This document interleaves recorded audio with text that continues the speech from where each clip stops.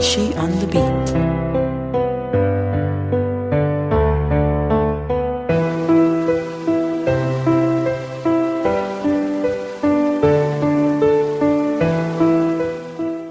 Like I said, my name is Confidence, and I always tell people it's a noun and a verb.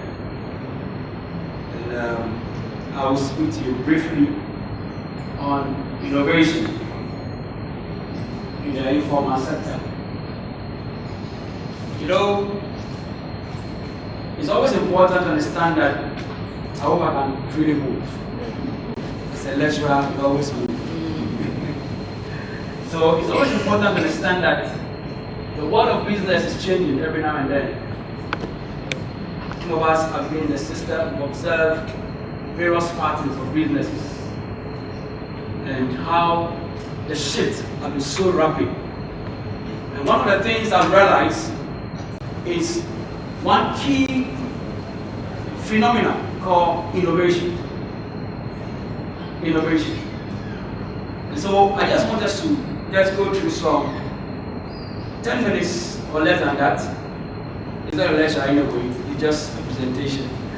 So it's a process, like someone would say, of you translating an idea into an invention. Now, when it comes to innovation, one word that always comes close to innovation is creativity. So sometimes they ask you that, look, you have to be creative, and they say all kinds of things. But creativity brings forth a new device, a new method. And the world of business is changing so fast, extremely fast. In fact, it is said we are in the knowledge economy, where knowledge abounds so much, so that we cannot afford to be ignorant, because so much information is available. So it's always important to understand that there is an expectation that customers have. And the informal sector is also serving the same customers. You know, sometimes the formal sector believe that they are the guys. But the informal sector, if you watch, are making so much money. The last time I was telling some group of people that the Makola woman that is selling the fish has so much money, more than the banker killing himself with a tie. Because he's tied his neck in coat with a rope, and he's sweating under air condition. But the fishmonger can produce 100,000. And so the informal sector is a very important sector in every business environment. That's one thing we need to understand. So before we can bring about innovation, there are two things we need to understand about mindset. Mindset. Every business person has got a specific mindset. And mindset, according to Dr. Carol Wick, in her book, The New Psychology of Success, she said that there are two types of mindset. Every person can choose which one you want to belong to. The fixed mindset and the growth mindset. And when she was talking about the fixed mindset, she said this one creates an agency to prove yourself over and over again. And the fixed mindset says that your qualities are carved in a stone. So there is nothing that you can really do about your qualities. That is it. And those with a fixed mindset don't like challenges. They run away from it. And in that book, she said that when she was in school, and that's very interesting, children were arranged in accordance with their IQ. So imagine the way our graduates are seated. Your IQ is 10, 9, 8. It's continuing. That's very funny. But there's another mindset called the growth mindset, which is based on the belief that you can cultivate things through effort.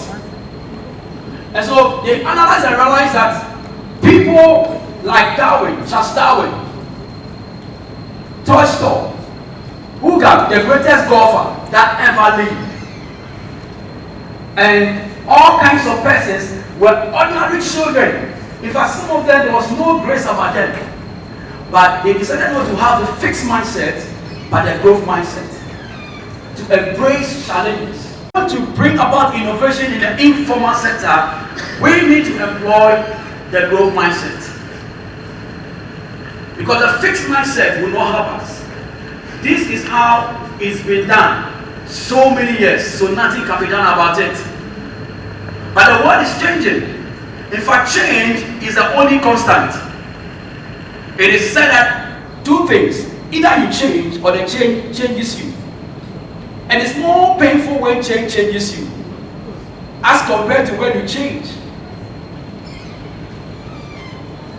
Alright, so Cindy,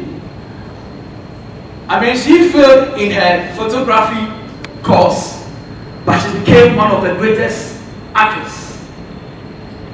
Someone like Paige. Paige was told to give up her talent of acting. So these are all people that did something phenomenal. They brought us something out of them. Each of us, in every sector we find ourselves, can employ the growth mindset to bring about great innovation. So there are dimensions of innovation that we need to understand. So as a company or a business in the informal sector, you need to understand that you can choose to employ what Peter Drucker is a business strategist. He came up with what we call the 7 sources of innovation. And he said that every business can choose one, the internal source and the external source.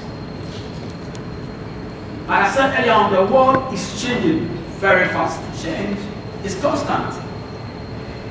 So he said that every organization must understand what we call systematic innovation, where you are constantly looking for change. What is it that is bringing about a change? There are things that are causing a change. And one of the most powerful factors that is bringing about change today is technology. So you cannot afford not to use technology. In other countries, everything is done with your mobile phone.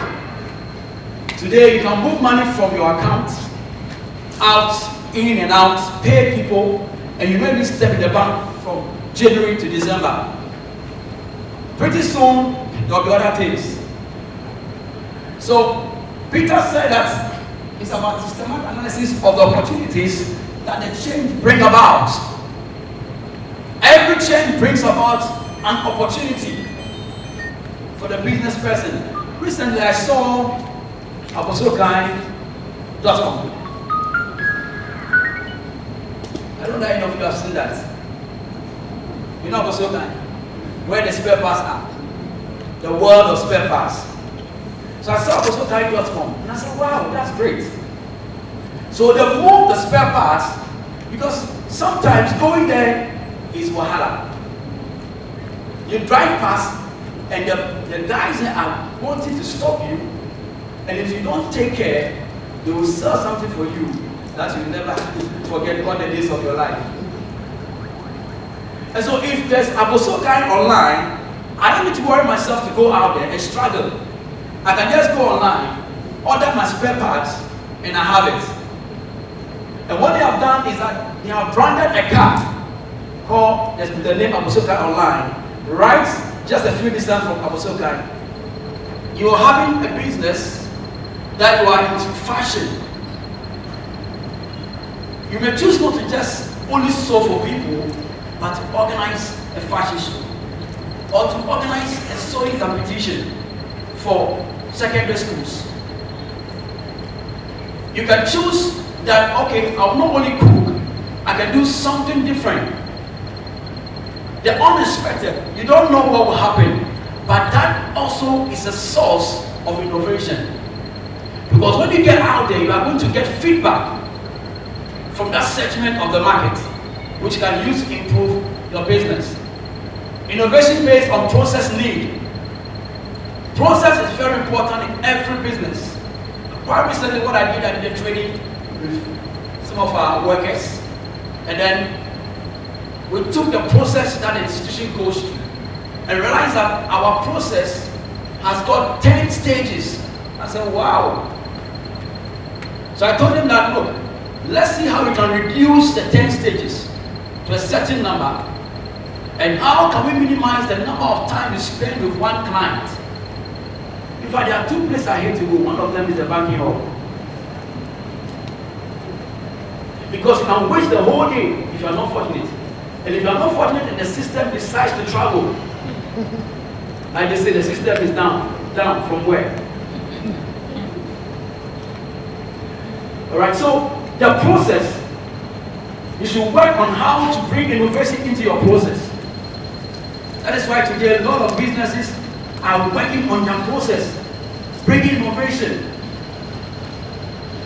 And then the industry, every industry is facing change. Every industry, the structure is changing. Right? Now, the last one, where sometimes what is perceived and what is the reality present itself. So all these things are sources as a business that you can look internally and work out to bring about the innovation that you want to carry out. Externally, you have perception, mood, and meaning. I was telling some people that if you go to some parts of the world, the Japanese, the number 4 means death. So a company was, when we were going to Japan, what they did was, I know our glasses, the one we use for water, is in 4 sets. So if you go into such a market, you must change it from 4 to 5. But when they see the 4, you are telling them they will die. And in the world of marketing and business, perception is reality. That is why the famous story that happened recently, when big land savings alone had an issue, people perceive that the people they are going down, let us go and take our money. So you cannot tolerate perception. And how people interpret your actions and your inactions. I've observed a lot of businesses, most of these local and international people are very, and they are trying, they are very much concerned about perception and meanings, the colors, and all that, the mood. You make sure that you meet the need of these people. And you cannot control that. So when you change, you must also shift. Bring about something to meet the changing need of the market. Demography. A lot of young people. You see people, the demand of age, income is changing. As it used to be some time ago, more men were earning. Now the women are earning more than the men. And some of them are driving a bigger cars than the men. So if you're in such a sector, you must change. If you're in the informal sector, now some men will go and buy makeup kits. So you don't say makeup is only for women. The man will come and buy all those things. So how do I meet the changing demand of the external environment? New knowledge, both scientific and non-scientific. Like I said, we are in what we call the knowledge economy. So much knowledge is there. You cannot afford not to bring about change. Let's move quickly to this one. So how then do I bring about innovation? Create an innovation team. One business expert said that what he did was to create a team called Innovation Catalyst. So create an innovation team. Give them the room to explore. Let them bring out all the ideas. How do we break down this? They will tell you, okay, this is how it used to be. Thank God that's how it used to be. How can we do it in a different way? So you change it, and you see how you can do it, and you can bring the same value wherever you find yourself. Today there are all kinds of brilliant things that we can do. Record their insights, and then give them their needed support. The greatest thing that a person needs, most of the time, is not really money, it's emotional support from a boss. That work that you are doing well, you can do better. can propel them to do far better. Build the blueprint out of the innovation team. Get your blueprints, work on it. And then let them buy into the blueprint. Let them own it. And then proceed with your core competence. And then be consistent. And then keep on upgrading. As much as possible, do not stop upgrading. There's a word called Kaizen. Kaizen is a Japanese word which is continuous improvement. Keep on improving because the world of business is always changing. And I'm looking forward to seeing some mind-boggling innovation in the informal sector. So I have this quick video for you to watch.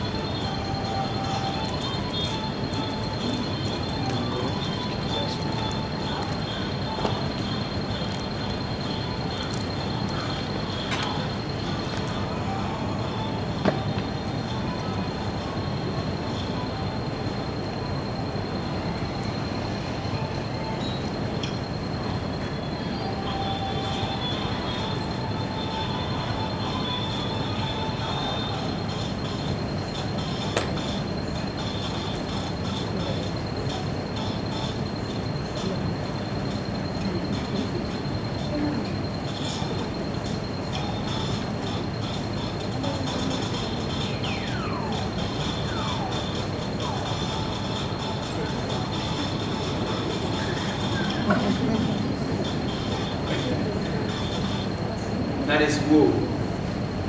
The same thing been done brilliantly. Just this quick one, it's just a minute. The volume is not that strong, so we can't.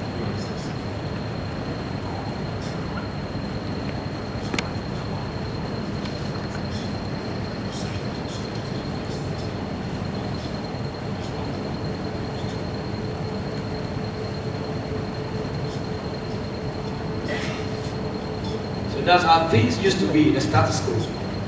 Somebody has to change it.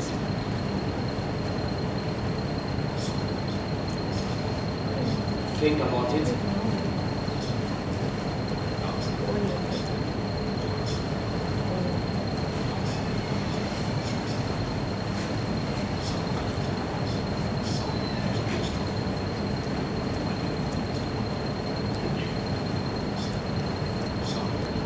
Says the discovery.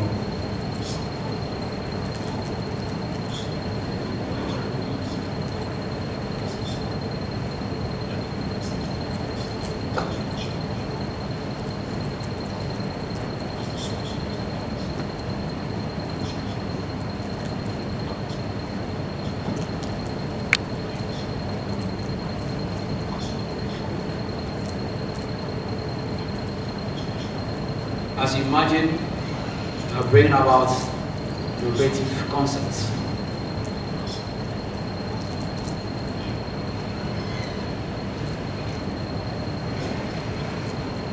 That's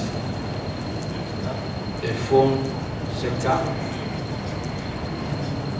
All right. Thank you.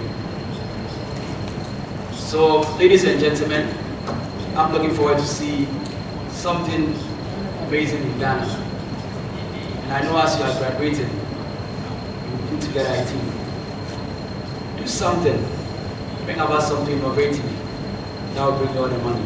Thank you very much.